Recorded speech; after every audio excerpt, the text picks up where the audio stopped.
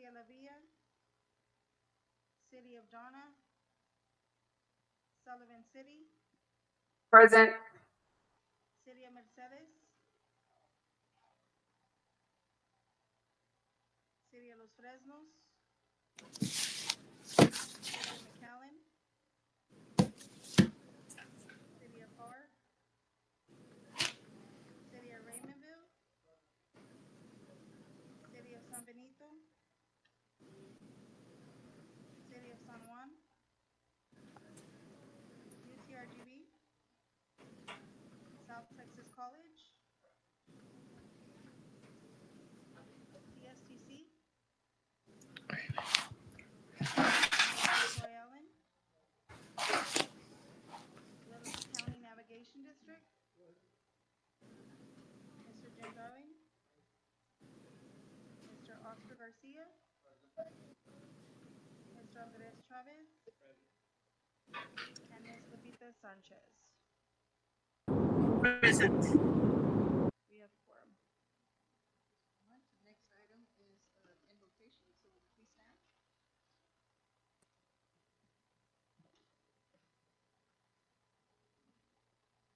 Let us pray. Heavenly Father, we begin this meeting by giving you thanks for the opportunity together here today. Merciful God, you remind us that you are with us in your words and you will never leave us. You are the place where we can find refuge, comfort, and peace. Open our ears so we can hear your voice and our hearts to receive your word. Guide us during our discussions here today as we conduct business that will affect the citizens of the Rio Grande Valley. Give us the clarity of mind to act in the best interest of our ours. We pray that this meeting is successful, productive, and blessed. Protect our men and women of the military, bring them home safe, and grant your healing to those families who have lost a loved one. Almighty God, we give you the glory for all we accomplish. In Jesus' name we pray. Amen. I pledge allegiance to the flag of the United States of America And to the republic for which it stands, one nation, under God, indivisible, with liberty and justice for all. Thank you so much. Next item is approval of minutes for February the 25th. Has everyone had an opportunity to read through that? Is there a motion?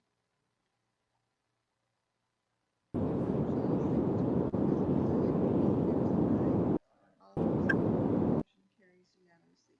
Next item is public comment. Has anyone signed up? No? Okay, next item. Yes, under administration, executive director's report, I have one item that's time sensitive.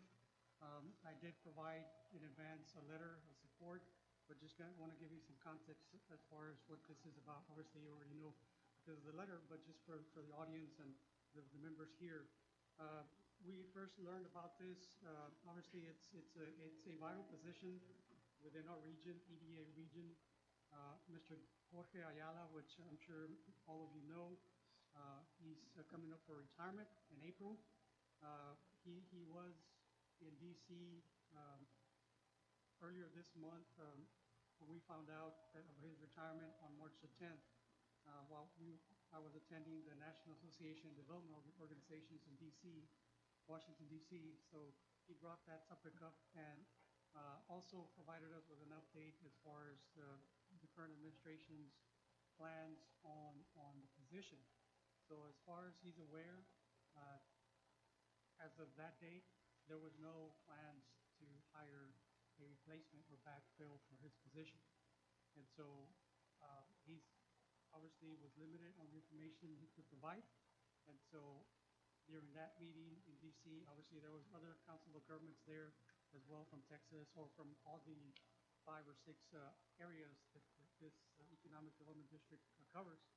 And so some took a proactive approach and started reaching out to their federal representatives so they could express the concern. And so obviously some were not aware of this situation. And so, I did reach out to some of our federal representatives. Again, they were unaware. And so we made it a point to make them aware of the situation. And as you know, this position, as far as we're concerned, we are the economic development district for this council of governments. And so not only that, but I think that this position is extremely vital for the entire state of Texas, not to forget the other states that encompass this EDC region. And so, as you know, funds are allocated and distributed to all these regions, and in turn, we provide or submit our applications, or local governments do, and the region reviews it, determines the priorities, and selects, the respective project to be funded. So we don't know what the future holds as far as whether they're going to consolidate from 6 regions to 3 regions, whatever the case might be. But I think it's vital, it's extremely important that at least this region is highly considered, so that we can have a director, regional director in place. Um, because since we are maybe the second highest economy within the nation, I think rightfully so, we should have some kind of support, when it comes to our region having a director at that helm to continue to lead, in particularly the state of Texas, to continue its economic growth and so forth. And so I did bring before you today a draft of a letter, um, that could be signed by the president and copying all the board of directors that might be addressed to our federal representatives. That could be one option that we could take. Another one would be to have either the cities or the counties, take on this initiative. But I think approaching this unified, I think it speaks volumes. Obviously, I can't take it upon myself to reach out and find out what's going on. For one, we're prohibited from lobbying, and I'm the lowest man on the totem pole. They probably won't even open the door for me to begin with. And so you all here as the board members are key representatives, or key members that obviously need to be aware of this and, I guess, take action. What that action is, I'll leave it up to you. We can open up the floor to discuss, but surely we do need to take some action and make it known that we need to have a regional director within this EDA region to continue our vital economic growth for not necessarily just this called region, but for the entire state of Texas. So the action before you today is to consider an action on advocacy efforts regarding Economic Development Administration Austin Regional Director vacancy with a letter of support.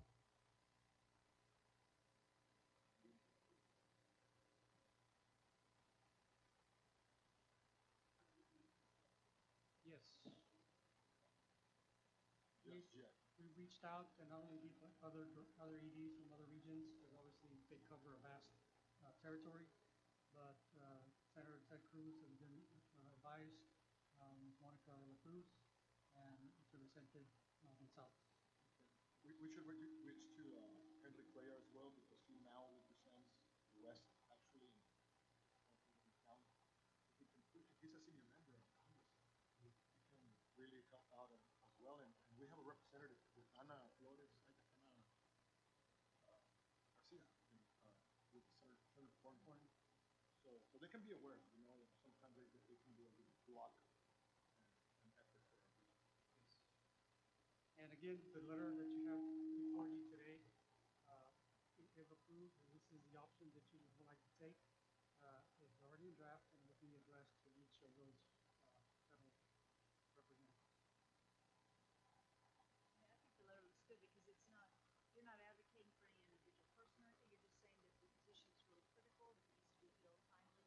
And I think that's really important. I know those of us who know Jorge Ayala, he has been extremely helpful to this region, with grants, and really has paid more attention, I think, than many others have.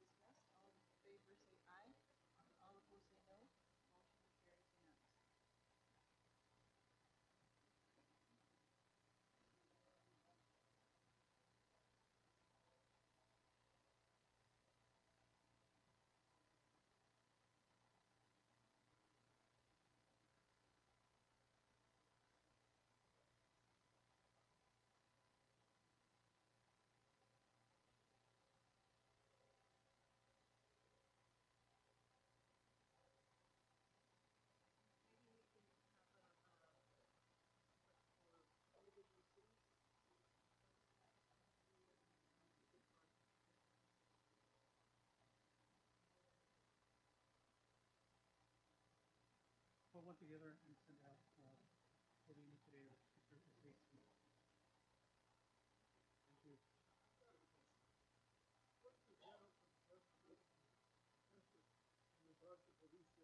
Our representatives, how do we stand with them? With Vicente and Cruz and, where do we stand? As far as like relationships? Yes. I Well, I mean, think- back in our district, where do we stand? I mean, is it a favorable one with all of this representatives? I know that there's 6 districts, right? Yes. But I'm just thinking out loud.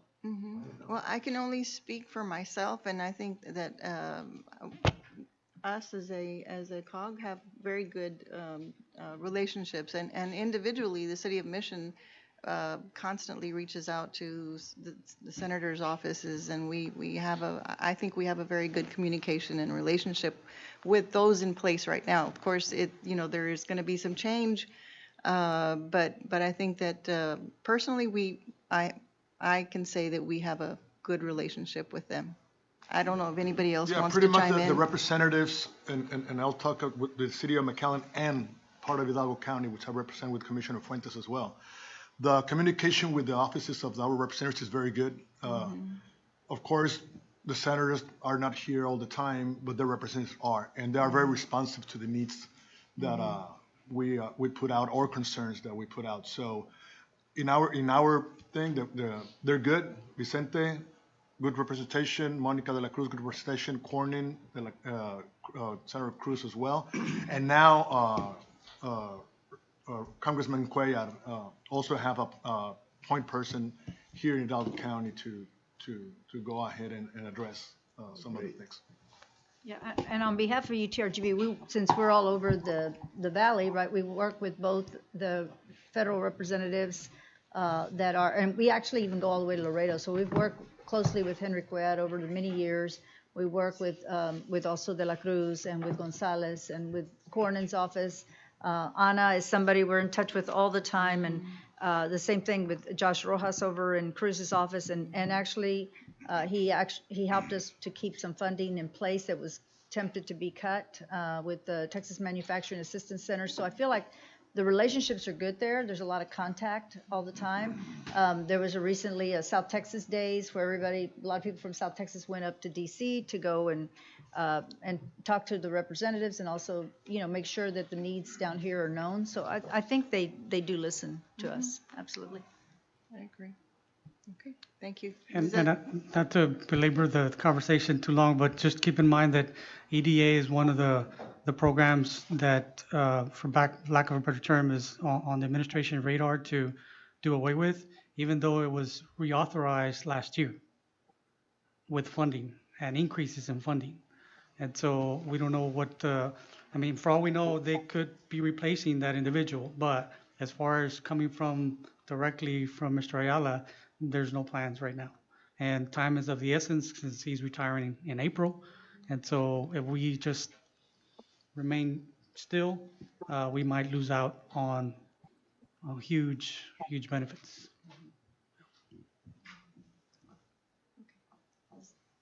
Does that answer? Okay, great. Thank you so much. All right, go Okay. ahead, man. Sorry. Next item is introduction of new staff and members. We do have quite a bit of members. We do have one promotion, Ms. Clara Munoz, Planner 2 at the RGV MPO. We do have about six staff members, new staff members that joined Valley Metro. Mr. Camarillo, Mr. Garcia, Mr. Sanchez, Ms. Valadez, Ms. Sanchez, and Mr. Cifuentes. And we did have another member, Ms. Sydney Rivera, Program Specialist 1 with Community Economic Development for water quality. And then last but not least, we, as you know, we recently, or a while back, about 6 months ago or so, we passed a resolution or an agreement that we entered in with AARP. And so since the whole administration funding was on pause, AARP was affected. And so just barely recently, they started back their initiative on retirees coming back to the workforce. And so since we already had that agreement with them, this is our first, and hope many more join our team that is working for us now. Ms. Ginger Acuna, she's clerical under administration, and then again, she's a retiree coming back to the workforce under AARP. And we'll have some other slots within all our departments to fill, but that's just wanted to give you an update on that. Item number 3, updates on regional news, funding opportunities, and training and legislation. So one of the things that I want to bring up to your radar is, again, at the same conference I attended in DC earlier this month, there's a big push to try to create RTPOs, regional transportation planning organizations.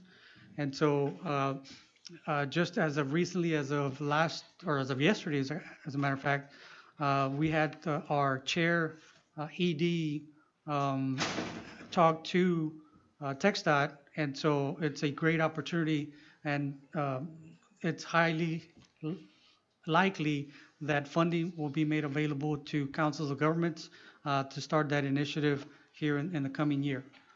So RTPOs, as you know, we do have a RGVMPO, which takes care of the urbanized areas, but there's nobody that takes care of the urban or the rural part of the counties.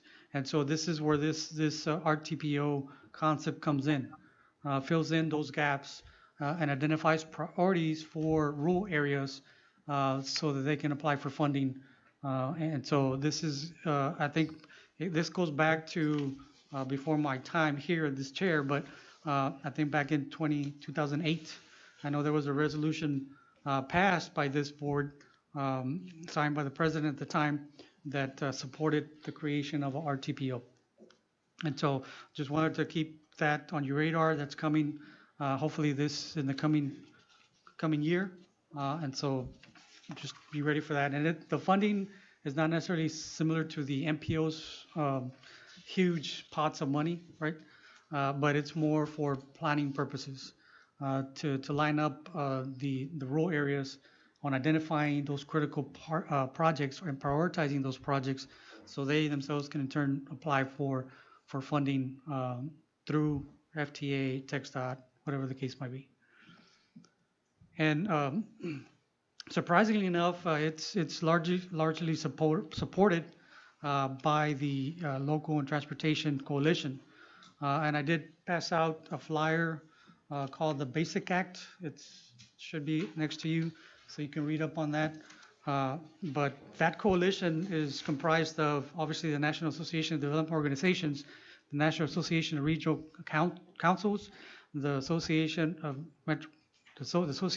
Metropolitan Planning Organizations, AMPO, and the National Association of Counties, the National League of Cities, and the U.S. Conference of Mayors. So it highly comes recommended. So that's coming up pretty soon. The other item that I have was and we do have a slide.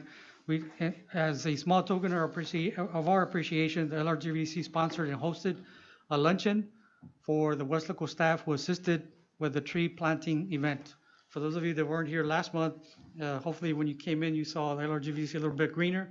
The plants are taking, and so some are, especially the trees that are out there in the parking lot, which I kind of didn't think they would, but they did. And largely thanking Javier Dominguez. He spearheaded the grant with the HEB Trees for Texas, and so $5,000 went a long way. And so we did plant all sorts of native plants and trees all along the front of the LRGVDC. So we're hoping, hopefully, be a little bit greener here in the next few years. Hope it goes with money, but we'll take the trees. And I believe that's all I have for my report, Mr. President. All right, very good, thank you. So we'll move on to public safety, is that correct? No, it's Where are we? item number 5, department reports, There we community and economic development, Ms. Sorry. Melissa Rojas. Yes, okay, Sorry, Mayor, I have got 5 agenda items, so I can't let you Yeah. skip me today. Any Yeah, other day. the mayor already wants to leave. I Wants to know. go to I the promised to last go item. fast, Mayor. All right, good afternoon, everybody. I've got 5 action items for y'all today. My first one is, back in September, if y'all remember correctly, we actually passed a tire ordinance for our region. This is actually a tire resolution because our counties cannot pass an ordinance. So I'm asking for approval to pass a resolution for our counties to approve and adopt for our tire study. Okay. And the resolution is in your packet if you have any questions. Okay, there's a motion and a second to approve. Motion to approve. Resolution for counties to adopt. All in favor say aye. Aye. All in opposed say no. Motion carries unanimously. Thank you very much. And this is really a great resolution. It's a very serious problem that we have here, and you've done an amazing job. Just to thank you again. Thank So, you. Well, it's y'all. I mean, we're just getting the word out. Y'all are doing the work, and I will make an announcement about that at the end. But let me go through my items because Mayor wants me to go through. Anyway, my second item is we actually did our solid waste ranking, and if y'all look on your screen, you can actually see the 4 entities that were selected for our solid waste funds. The City of Mission got selected for source reduction and recycling. They will begin in May, hopefully May 1st. The City of Mission and Westaco. September, which is our second cycle, will kick off in September, and those 2 awardees are the City of Alton and the City of Mercedes. So you can look at the scoring. If y'all have any questions, I'm asking for a motion to approve these 4 cities and their solid waste funding applications. There's a motion and a second to approve the solid waste applications ranking and scoring for year funding 26-27. All in favor say aye. Aye. All opposed say no. Motion carries unanimously. And I need to thank all the cities that applied because we had 8, and it's making it very hard for my SWAC members that after the meeting they did say, Melissa, we're going to have to meet to come up with some other priorities. So that's a good thing, at least for us, so for our region. The next item I have is to actually approve a new member for my Solid Waste Advisory Committee. We had an opening for a private citizen, and the young lady by name of Susie Torres with Mother Earth Recycling, which I love that name, has applied to become one of our SWAC members. She is interested, she is developing recycling facility. She just hasn't identified where yet. But she does have a nonprofit. It's called Mother Earth Recycling. She is working with a couple of EDCs in the region, and she's trying to figure out where she's going to go. But for now, she wants to be part of our Solid Waste Advisory Committee. So I'm asking for approval. Okay. Any questions or motion? So move. There's a motion and a second to approve Susie Torres from Mother Earth Recycling as a advisory member. All in favor say aye. Aye. All opposed say no. Motion carries unanimously. Okay, and a couple more. The next one I have is to approve 2 stakeholders and 1 member for our STC4. I laugh because that day we called it the meeting of the Juans. Because if you look, we've approved 2 stakeholders, Juan Mendive from Laredo MPO, and then Mr. Juan Rodriguez, who is the direct ED for South Texas Development Council. He's our partner for the Laredo COG. They were approved as stakeholders, and then Mr. Juan Galvan from Valiant Energy was approved as our first member. So again, it was the day of the Juans. So I'm asking if y'all can approve all 3 members for us for STC4. So move. There's a motion and a second to approve all 3 Juans as presented. All in favor say aye. Thank you, Mayor. All opposed say no. Motion carries unanimously. Yeah.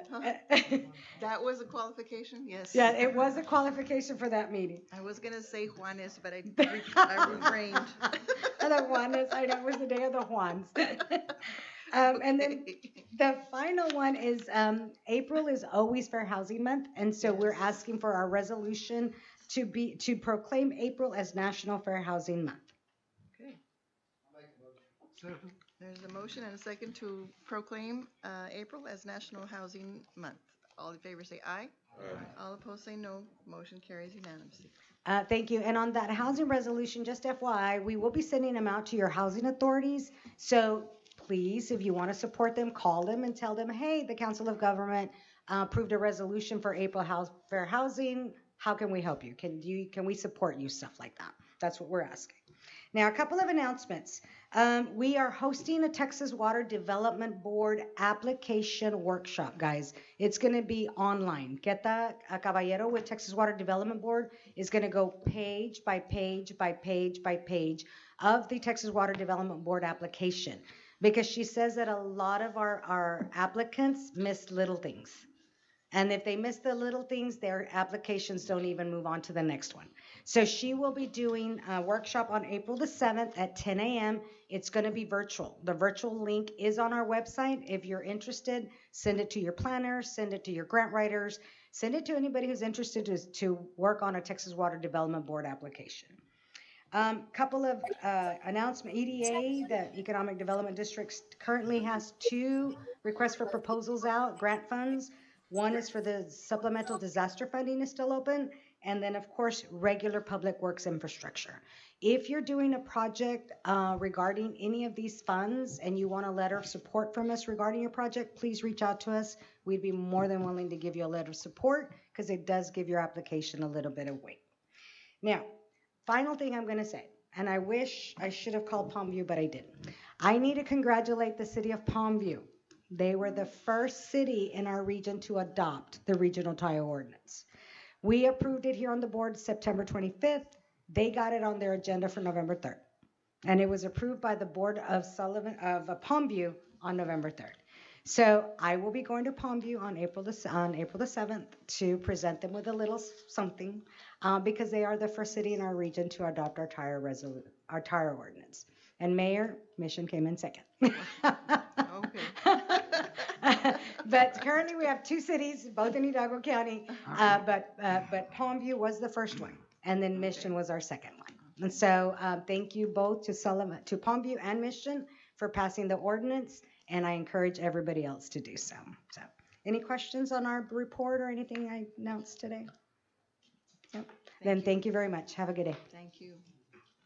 Edinburgh, step it up. Just Next kidding.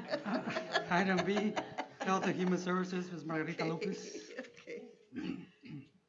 Good afternoon, and once again, thank you for your continued support. Today, I'm going to cover 1 action item, 1 survey, and 2 short announcements. I'll start with those action items. Consideration and action to approve vendor requests to amend contract rates from Texas Visiting Nurse Service Ltd. and Healthcare Unlimited Inc. Texas Visiting Nurse Service Ltd. is requesting to increase their rates for both their respite and homemaker services from $14 an hour to $15.25, and Healthcare Unlimited Inc. is requesting an increase in their rates for both respite and homemaker services from $15 an hour to $17.64. In my monthly report, we did include the letters that they submitted with their request and justification for their request, and we also submitted a list of the other respite and homemaker services providers that we have on the contract so that you can see the rates that they are charging us and that you were able to compare those versus what these 2 are asking for their increases. So that's what I have for your consideration. If you have any questions regarding those, I'll be more than happy to answer. Any questions or discussion? When was the last increase? It happens once a year. The way this works, on their application, they have a clause that states clearly they can only request one time an increase or any changes or amendments. According to the application, this happens in February and is presented in March, and if you approve it, it takes effect in April. These individuals did not request an increase last year. When they submitted their application in July of 2025, that's when they got appointed or they received their contract under the rates that they currently have. So they're only able to request an increase once a year following their application. Yeah, because it looks like are the 15 to 1764 is $2.64, and the other one's $1.25. So you have double the amount increase from one to the other. Did we get any kind of why or? Yes, we did. And so on the letters, they explain one is because they do receive other funding from HHS for these provider services.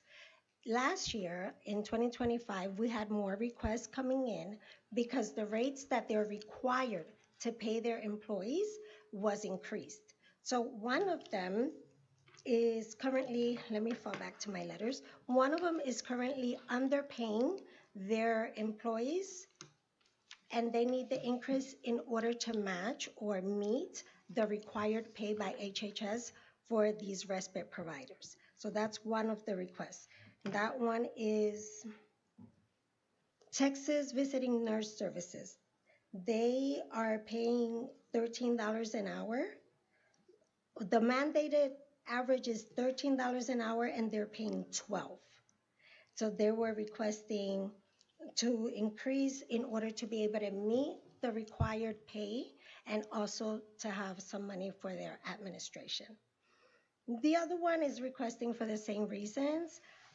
You will see that there is a big difference, and that goes back to their strategies. One charges less because our participants, they get a list of who are the providers and how many hours will they get if they go with those providers. But they do not get how much the provider is charging per hour. So some of our providers stick with a lower rate. They get selected more often by the participants, and that gives them the ability to reach more people who have the possibility of contracting them for long-term services. We are only temporary. So when we feel that gap is usually because someone is waiting for long-term services from Medicare or Medicaid. So the strategy for some of our vendors is to already be in the door, and if these clients are happy and get long-term services, then they increase their permanent clients. Some others don't really worry about that. They just want more money up front, so their rates are lower.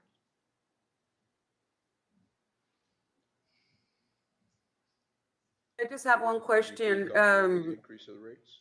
Yes, I do, because they have been able to honor that rate from the initial stages of the contract. They never stopped providing services, although they were in that crunch, where they were underpaying and they were having their issues. They still went ahead and provided services.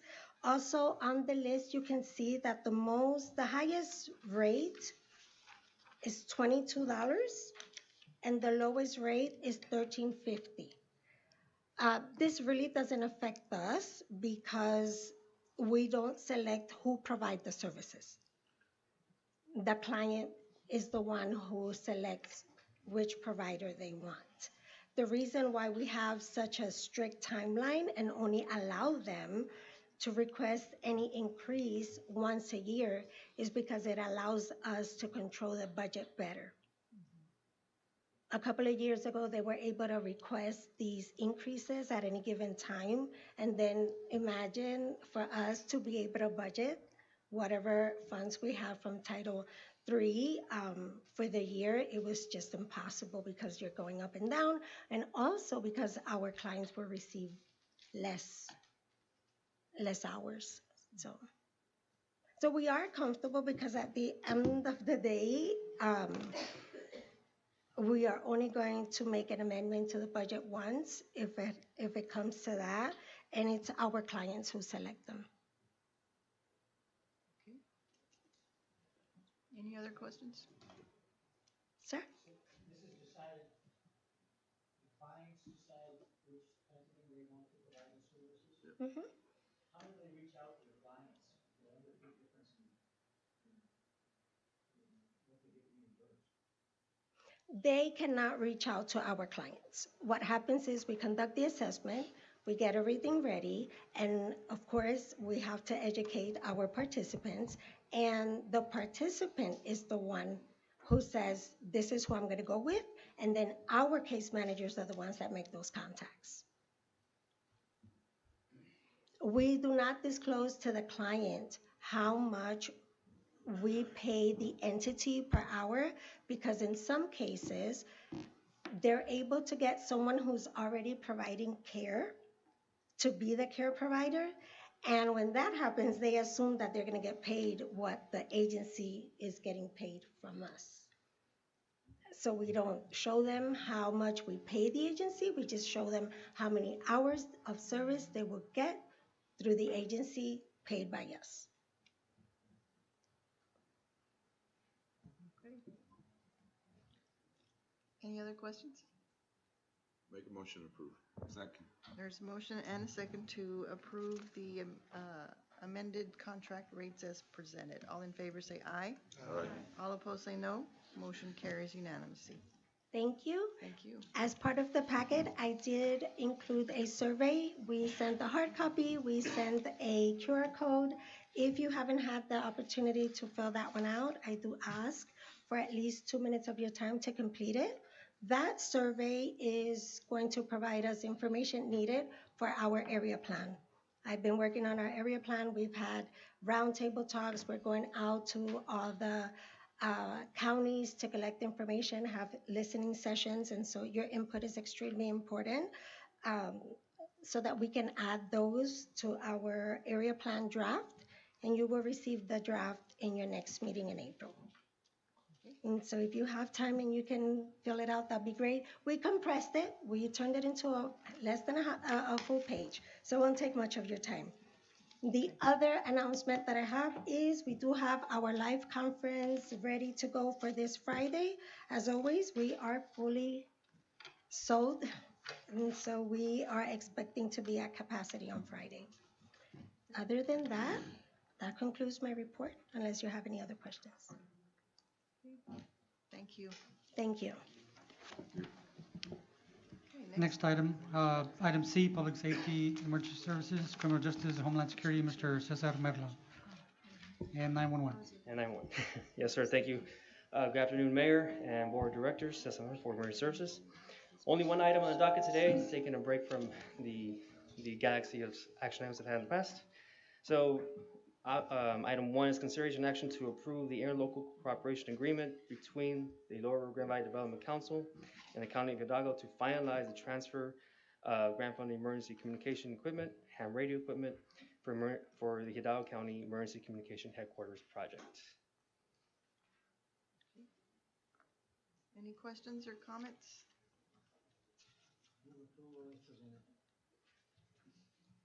Is there a second? Second. Okay, there's a motion and a second to approve the interlocal cooperation agreement between Lower Rio Grande Valley Development Council and Hidalgo County. All in favor say aye. Aye. All opposed say no. Motion carries unanimously. Thank you very much. And for brevity, we do have a lot of list of events that we've attended, but I do want 2 announcements. Our Homeland Security Division is hosting a all hazards workshop, preparedness workshop for senior officials on April 9th. That does provide TEQA credit, provided by TEEX, and there's still plenty of slots available. It is a 1-day here, that's April 9th from 9 a.m. to 3 p.m. Our Criminal Justice Division is coordinating with Behavioral Health Solutions South Texas for the naloxone or Narcan training, a 2-day training, Wednesday, April 22nd, and Thursday, April 23rd, 10 a.m. or 2 p.m. And the point of contact is the Miss Bettis there from Behavioral Health Solutions. And on the 911 side of the house, we had some very big news as of today, or as of late February going into today. Our mobile multi-agency communication center is up and running. So those pictures before you are what has been driven by Mr. Cruz a couple of times already. And yesterday we got up earlier in the morning, around 5:30 in the morning, to transport and escort the command unit to the All Hazards Conference. So right now it is up and running at the All Hazards Conference as a demonstration, and we will be hosting a ribbon cutting ceremony today at 3:15 at the All Hazards Conference.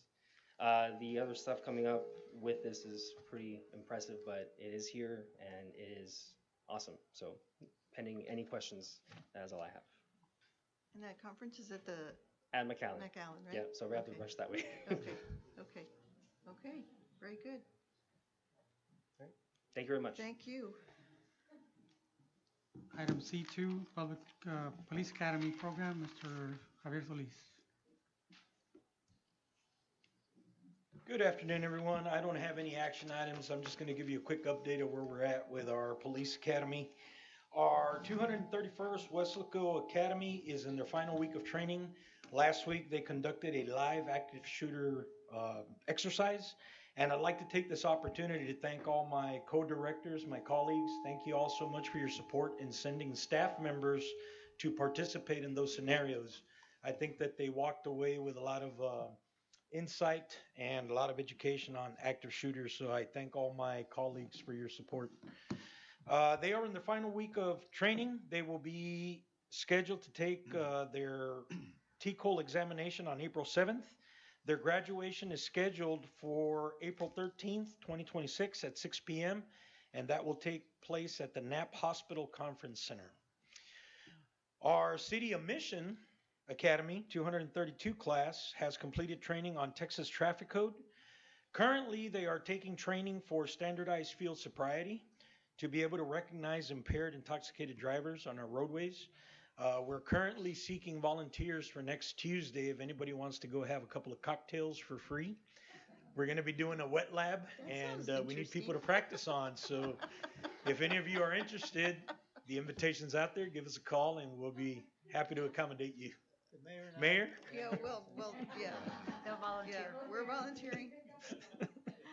Just reach out to us, Mayor. We'll take care of you.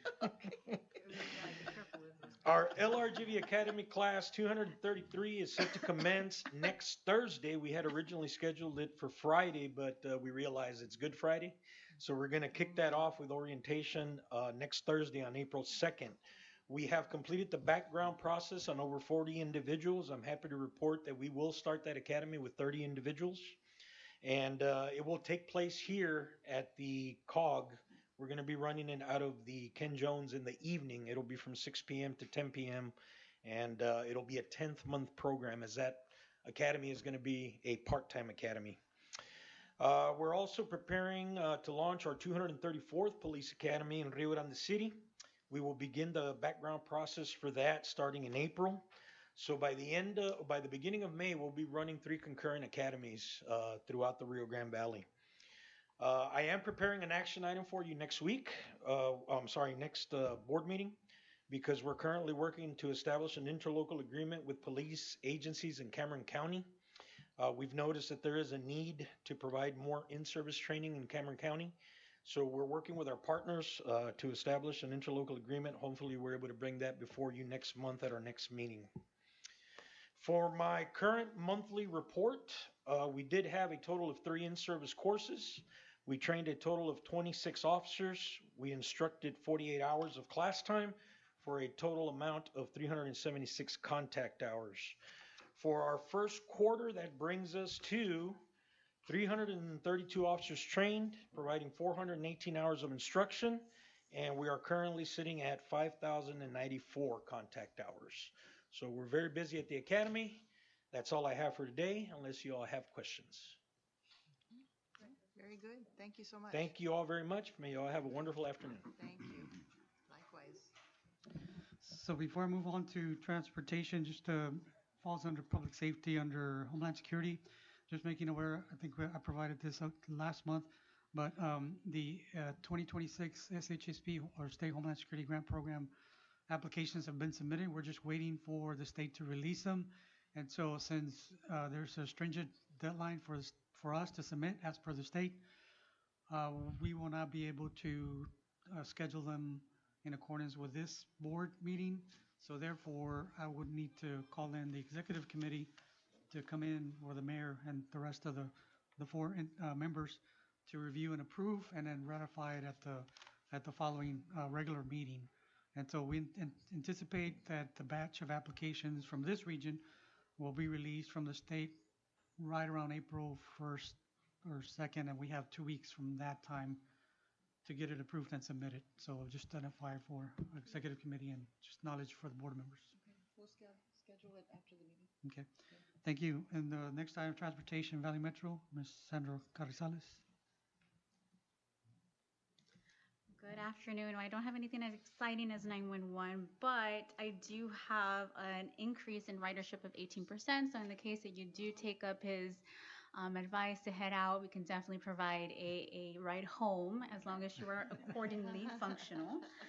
I don't have any action items, but I do have a few updates. So we continue to meet with the RTAP every other month for regional coordination efforts for updates, as well as our 5-year regional public transportation coordination plan. They provided 2 tasks that were completed. One of them was a stakeholder engagement plan, and that one is basically how KFH will conduct research or the outreach using surveys, focus groups, and interviews. And then the second one was the communication plan and how they will be communicating any updates to us, and that will be through regular check-ins. We'll also review progress using our project tracking system, and then also as well as providing updates to the RTAP group. Lastly, we did have some planning outreach. Our planning team has been very effective this past month. They have been up and down the valley from participating with PSJA, the Laguna Vista Madre Vet Fest, as well as the STC Disaster Ready Expo. And we don't have any action items this month, but next month we will be back with a galaxy of items as indicated. So, Okay, very good. Thank you. thank you so much. Thank you. The next department is Rio Grande Valley MPO. Mr. Medina's out of town, so we have Ms. Claudia Salinas presenting the next 2 items. Thank you, Madam Chair. My name is Claudia Salinas, Project Manager for the Rio Grande Valley MPO. With me today is Rudy Zamora, Transportation Manager. I am presenting 2 interlocal agreements with the Texas A&M Transportation Institute for your consideration. I'll briefly walk the board through both items. If you can go ahead and the slide, please. Thank you. Both items are included in the Unified Planning Work Program, or UPWP, which is our federally required 2-year transportation planning program. The UPWP includes 5 major task areas. Task 1, administration and management. Task 2, data development and maintenance. 3, short-range planning. 4, metropolitan transportation plan. And 5, special studies. The UPWP was approved by the Policy Board on July 21st, 2025, and received federal approval on September 17th, 2025. The first action item is Subtask 5.1, International Border Crossing System-Wide Analysis, in the amount of $559,281. The study will analyze passenger and freight activity across all international border crossings, evaluate system performance, test scenarios, and assess regional economic impacts. The second action item is Subtask 5.4, Regional Transit Authority Feasibility Study, in the amount of $328,327. This study will evaluate the feasibility of establishing a regional transit authority, including transmode options and regional integration. The staff recommends approval for both items as presented, and I'm happy to answer any questions. Any technical questions will be answered by Rudy Zamora. Okay, thank you. Are there any questions or comments? Yes, before the board takes action, just want to be fully transparent for these items. Obviously, it's MPO. MPO has its own board, right? So why are they bringing it here before this board, right? So just wanted to clarify that.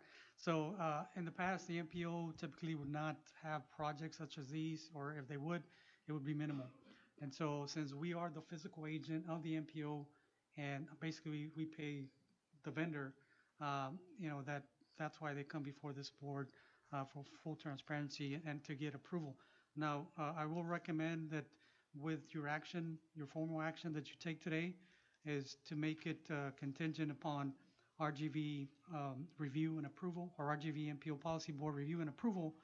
And the reason I bring that up is because, like Ms. Salinas mentioned, that the UPWP was approved with the amounts. The individual vendor, or in this case TTI, is not part of that approval process. And so, for us not to delay the process, We brought it before this board, and then again, the action, formal action that I recommend is for you to approve uh, with recommendation contingent upon RGV MPO Policy Board review and approval. And they meet this coming month on the April 18th. 15th, 2026, we'll be meeting here at the Ken Jones Conference Room. You're approving the interlocal agreement between the RGV MPO, LRGVDC, and TTI, Texas Transportation Institute. The fiscal agent. Yes, right. we pay the bill, so we will bring it before this board for I'll approval. approve us acting as the fiscal agent for those agreements, but I don't feel qualified to approve those agreements. Well, this comes about because in 2022, 23, that was a discrepancy in one of the audits that was conducted by FTA. And so they questioned why this board did not approve the MPO's projects. Since we're their physical agent, we should be mindful of that and approve those projects. Not that we're not gonna approve, because obviously they go through their TAC, through their policy board. And so this is just for transparency, for blessing of this board to proceed forward.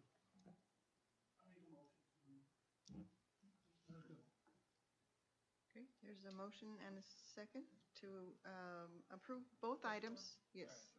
What's the, just in case, what's the import of the denial? I can't speak for the MPO board, and I don't know if Ms. Salinas can either, but and you're welcome to, you or Rudy, if you want to take a guess. Because they were approved as part of the UPWP.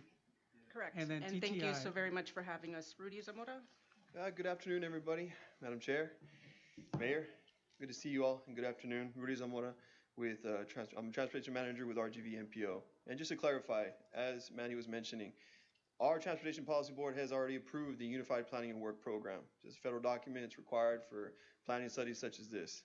And so therefore, with the board already approving that, we need to come to the LRGVDC for approval of the contract itself. So this is the interlocal agreement, as Mandy was mentioning, that this board's approval is needed for. If for any reason this board decides not to approve the interlocal agreement, we go back to the policy board and report that information to them. It's ultimately up to the policy board where to take things from that place. But as mentioned, they've already approved the federal funding in the UPWP as the policy board does. So in that case, we just simply report back to them. And, you know, this could have some or produce some difficulties in executing contracts or interlocal agreements, but I will say it's never happened before, but we'll take it as it comes, right? So hope that helps, Mayor. And I will. Fair enough. Sorry, I'm a legal nerd, so I just had to ask the question. Understood, understood. Shaking her head like, yeah, he is legal. And it's good for us to assume all possibilities so we can go back and do research just in case, because you never know, right? It just prepares us more for the future. But as I mentioned, it would be a first, so we'd have to look into it a bit more. But ultimately, we report back to our policy board the results. And just know that because of what TTI is, the type of agency that it is, it's perfectly legal for us to engage with them in this form of interlocal agreement. And we would do the same for UTRGV, for STC. Yeah. Yeah. Basically, that's what Correct. they're responsible to be transparent in what they're doing because they're under our. Yes. And just to add, if I may, Madam Chair, is the ultimate agreement itself, once that is signed, it also has to go back to the policy board for final approval so that we approve those exact dollar amounts. So if I may add just one thing, so one of the aspects that sets the COG as the entity that has to approve is through the interlocal act, where it has to be executed through the COG or the local government. That's a good point. I always felt like if your signature is needed, your bosses need to approve of it, right? So that's why we're here, and that's why our board exists as well. So. Okay. Any other questions? Okay, there's a motion and a second to approve the interlocal agreements as presented for items 1 and 2. All in favor say aye. Aye. All opposed say no. Motion carries unanimously. Thank you. Thank you. Okay, no status reports. Move on to item number 6, new unfinished business. Anything there? Not on behalf of us. Any? All right, next item is adjournment. So this meeting is adjourned at 12:58. Thank you. Have a good afternoon, everyone. Thank you. This conference is no longer being recorded.